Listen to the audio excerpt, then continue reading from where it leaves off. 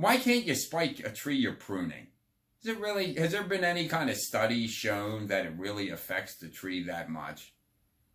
And I'm not saying slamming spikes in there or make it look like you got hit with machine gun fire, but is it really that detrimental to a tree? I think a lot of people think like that. I've heard people say, man, come on, you're making this big cut on the, you're cutting a branch off, you're making this big cut, and then what, that little spike mark going to be a problem? What's that going to do? Promote sucker growth. So here's my take on it. I'm sure there are studies, but I honestly haven't seen them. I think there are a lot of things in the tree business do need to get questioned. There's a lot of preconceived notions in the tree business that really are, it's basically misinformation. It's just we keep repeating these falsehoods that we heard when we were, starting out in the business. That said, with spiking trees, my take on it is every single spike mark, every time that tree jabs into what? You're not jabbing into a branch, you're jabbing into the main trunk, and you're leaving a puncture wound. What's going to happen to that wound? It'll heal over. The tree has to compartmentalize any potential for decay.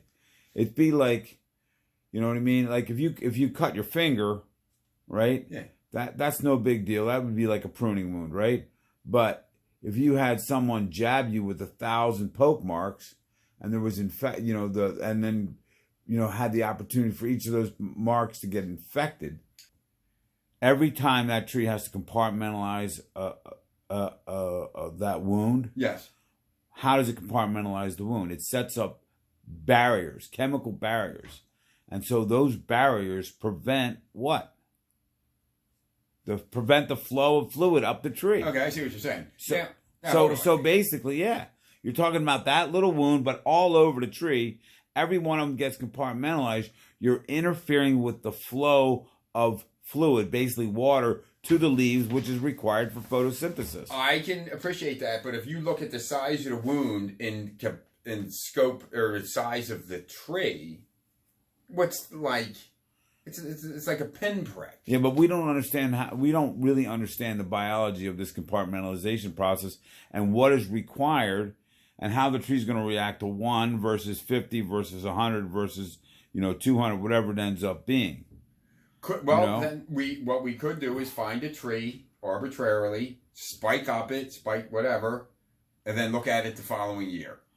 Of the following year, that's how you're going to tell? Well, I don't know. How would we tell? You'd have to wait 50 years, 100 years to really know what's going on. So we don't even know if it's truly affects a tree.